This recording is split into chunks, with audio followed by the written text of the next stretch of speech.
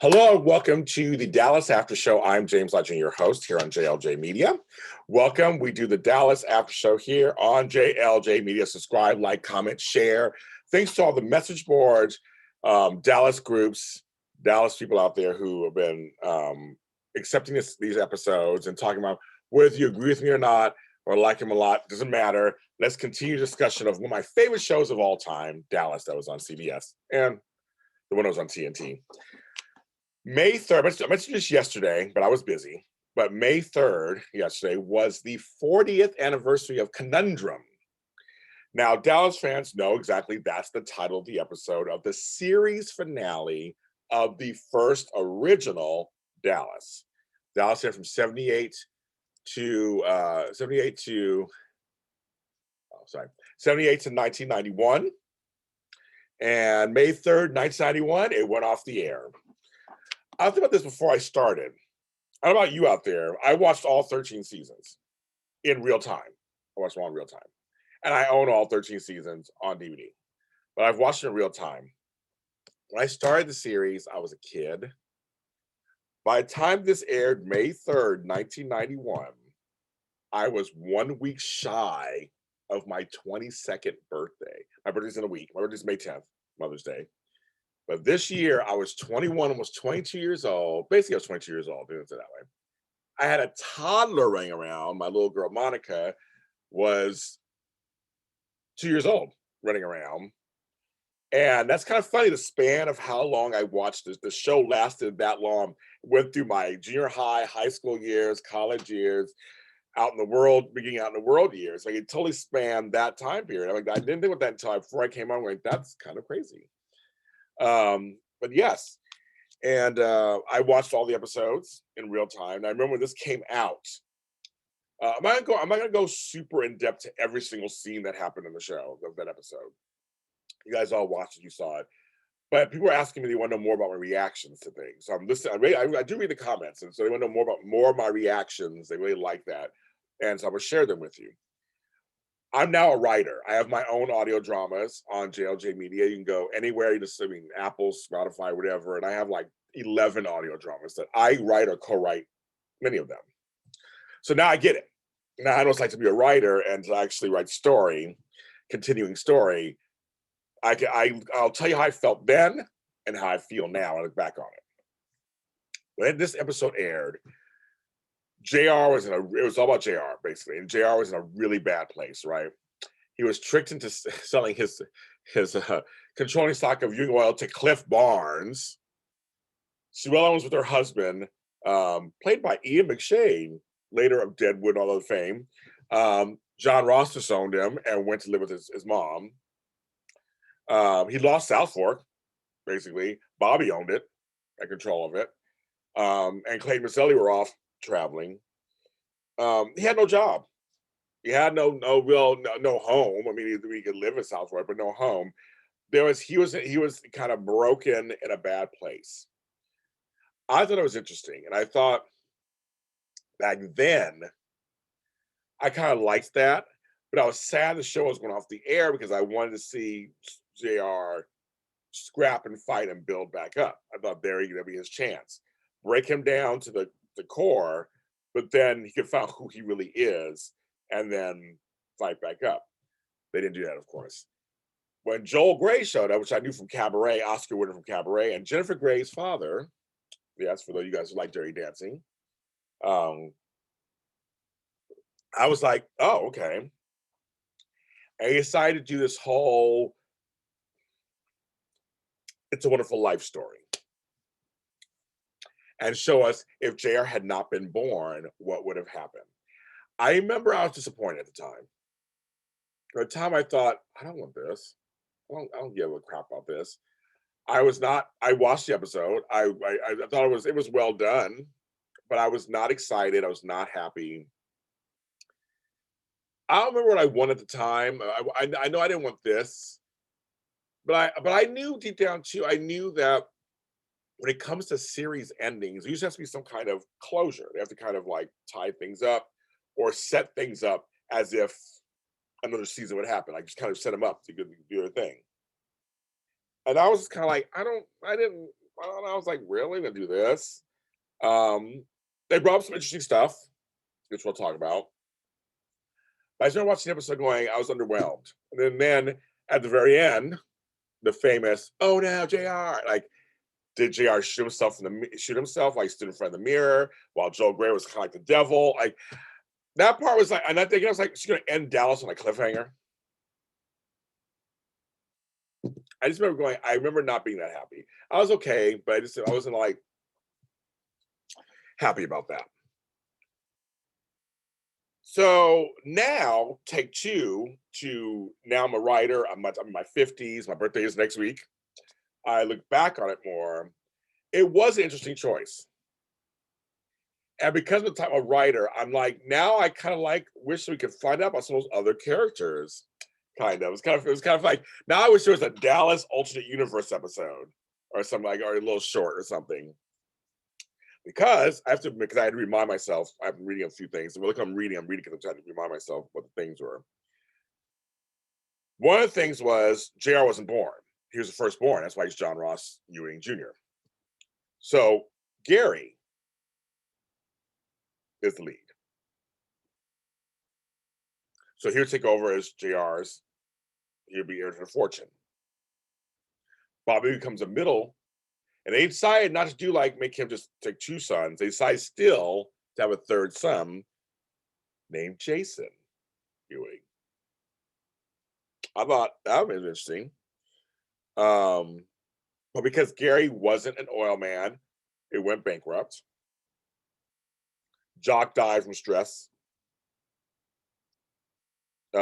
Miss Ellie died, like he killed the parents. And Jason became the shady one. The younger one became shady. That was interesting. I thought that was very interesting. I thought that could have been, I mean, they went very real estate-y on that one, not so much oil. Tricking Bobby and Gary. Pam. There was no JR Pam, the no thing, brother thing. So Bobby stayed the playboy, the wild, remember he was a playboy, so he was a wild playboy. That continued. They brought up Carter McKay. That's really interesting. Then Gary became a successful lawyer, but he never married. So there's no Lucy. How do I feel about that? But he still met Val. So he still did this whole thing where like they were still destined to be together. He still met Val. Callie, who was the latest wife, never met JR. So she was still poor, still with her abusive husband, and kills him. She had a sad things. Sarah was sad. It was really sad. Cliff became a politician. This was the funniest part. I remember that. He became acting president when the president became of the United States. That to me, I remember I chuckled then, and I still chuckle as I'm talking about to you now. I chuckled now. Like JR's face was like, what? That part really was really funny. Sue Ellen became a soap opera star. Why not? I thought that I almost wish that could have been something done in real life. Like real life. That could have been done on the show. And she didn't develop an alcohol problem. That part's a little weird. As I look at it now, I'm kind of like, are you trying to say JR made her drink? We all know now alcoholism is not that just simple. I mean, Kristen was a little cuckoo, her sister. Something must have went on in their family. We never explored Sue Ellen's family. Would that be interesting, like a backstory on Sue Ellen, on the Shepherds? Let's still do a backstory on them. Like, what is going on with them? Because both their kids had some issues. But I'm kind of like, you can't really blame JR's drinking. I mean, you can blame. Well, you shouldn't blame anybody. They say alcoholism is your choice. You do that, but her marriage to JR didn't help. It exacerbated her problems. But I'm just like, if she didn't meet JR, she wouldn't be an alcoholic. I'm like, how about that? I don't know if I feel that could have been it. Kristen never shot JR because there's no JR. but she was a con artist. So again, it goes back to the whole Sue Ellen, that family. Mhm. And Ray Krebs never found out about his Ewing blood. That was the thing. He never found out. But he didn't want his son's jock. You know, it's some of that stuff sounds really interesting. I know a lot of you guys are fan fiction fans. I'm sure maybe some fan fiction out there. If there is any fan fiction about related to this alternate universe with those characters, let me know. I'm actually really curious to hear if that it really is out there or not. See what people have written. I'll be very curious.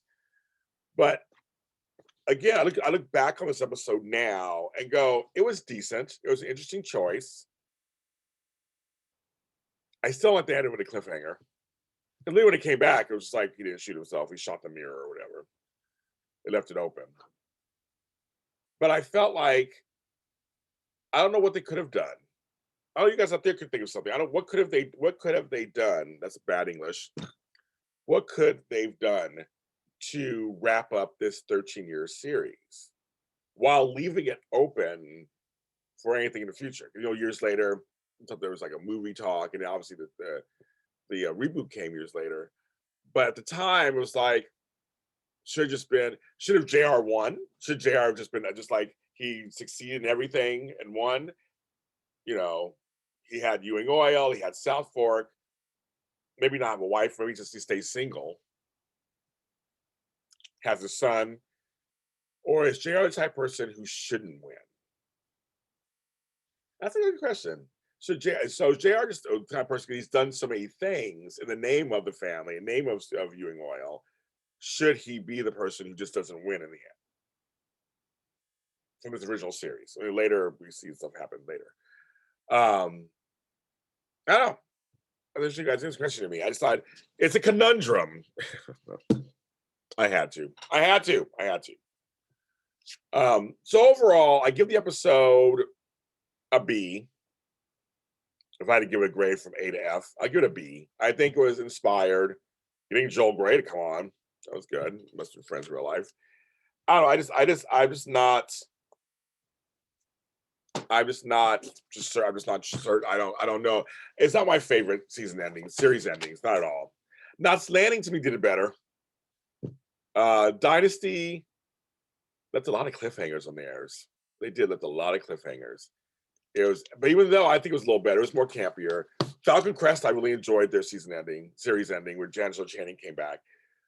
This one, it's a B. It's a B for me. So you tell me how you feel about it also, and tell me what you think.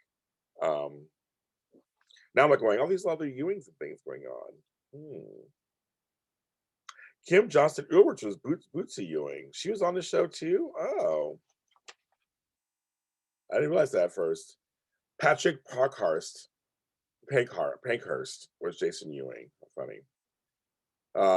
Yeah, I don't know. It's just very. They had the little Ellie Ewing, because they had a lot of fun ideas. I know many of us have thought of other things, alternate universes for Dallas. I know I have. So that part was kind of fun. But I don't know. I get a B. But congratulations to 40 years. I can't believe that 40 years ago, the original series went off the air. I'm old. Time just has gone by too fast. That's crazy talk. I remember watching that live. It's crazy. And being sad, kind of.